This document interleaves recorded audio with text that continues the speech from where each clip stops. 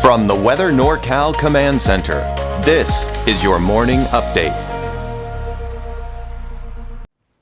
All right, so here's what we're going to do this morning. We're all going to do this together. Breathe in through your nose, breathe out through your mouth. Sigh of relief. Because you know what? The reason we're doing that, the heat wave's behind us. Yeah, you know, we tied a record at the Reading Airport on Friday, 112 degrees. Okay, we broke a record yesterday. In fact, the heat peaked yesterday. Quite honestly, I was expecting temperatures to drop, but we peaked yesterday. Reading broke a record with a high of 113 degrees at the airport. That broke the record of 112 set in 2006. And by the way, there were many other areas that at least got close to the record by a degree or two. So it was a pretty hot day for your Saturday. But today, it's going to drop. And I do believe that's going to happen. But it's still going to be hot. It's really not until next week that we're going to see those temperatures dropping a bit. All right, so let's talk about the fire potential, because this is something we need to really keep a close eye on through the fire season now. All right, so you can see the areas of brown. This is I guess you would say, a downgrade in our fire potential. What I mean by that is the conditions are getting just a little bit worse or a little bit more favorable for fires to spread quickly. What I mean by that is you may have noticed the winds have picked up over the last few days. Nothing major. We're not looking at majorly gusty winds for prolonged periods of time. But if a fire should start during those gusty periods, they can spread pretty quickly. So we've got to keep that in mind, especially when we start seeing a lot of areas in brown here. We're not in the oranges or reds yet. That's good, okay? But this is saying, hey, listen, we're getting close and we need to be extra careful. And with that said, the National Weather Service has decided to issue a red flag warning for Modoc County, but it won't take effect until Monday between the hours of 1 p.m. and 9 p.m. on Monday. Basically because we have the gusty winds and dry conditions. But I want to point something out here. Here's the criteria for red flag warnings. We're not concerned about number 2, that's the scattered thunderstorms. We're not seeing that. It's the winds and the humidity. So when we have humidity levels of 15% or less, and combine that with winds that are gusting of 25 miles per hour or higher for 3 hours or more in a 24-hour period, that's when you expect to see the red flag warning criteria. Now here's what I'll say about that. We are in the low end of this criteria because we're barely going to be reaching gusts of 25 miles per hour. And I think we're barely going to get down to 15% or less.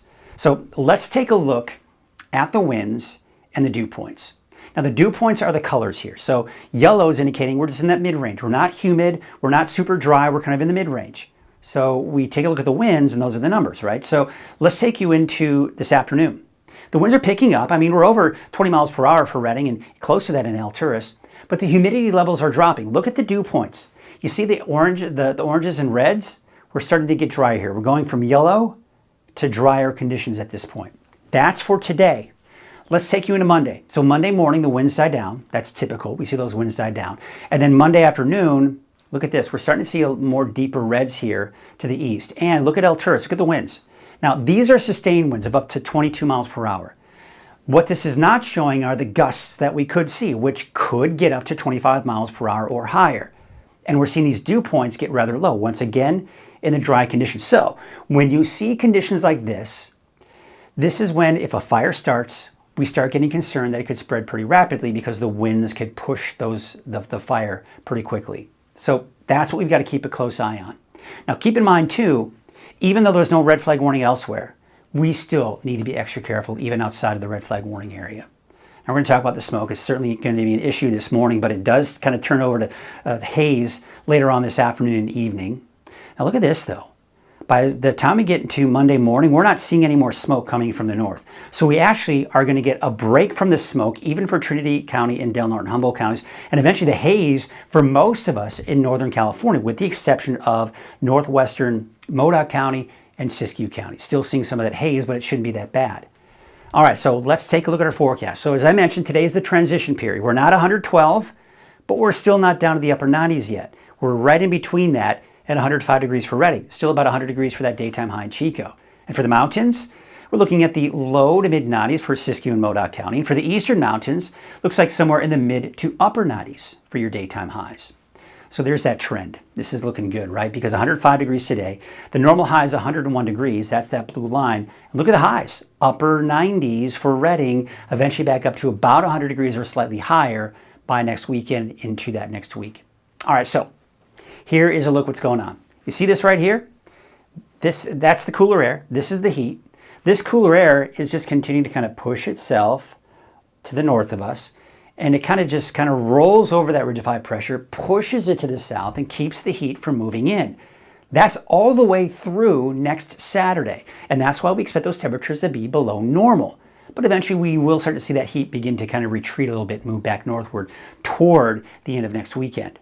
But again, today's that transition period, 100 to 105 for most of us in the valley, and in the mid-90s, give or take, for the higher elevations. And when we look at your 7-day forecast, this is nice because, yeah, we're looking at mid to upper 90s for most of us in the mountains today, upper 80s to low 90s. Pretty much anywhere you go in the mountains for the next 7 days. In your 7-day forecast for the valley, this is looking nice too because, yes, we're still 100 degrees or higher today, but look at next week. Not one triple-digit temperature in there. Now, granted, Tuesday, Wednesday, Redding could quite possibly touch 100 degrees, but as of right now, it looks like upper 90s for Tuesday, Wednesday. And look at Chico for Thursday, Friday. You're talking low 90s for your daytime high. So looking much more pleasant than we've seen over the last several days.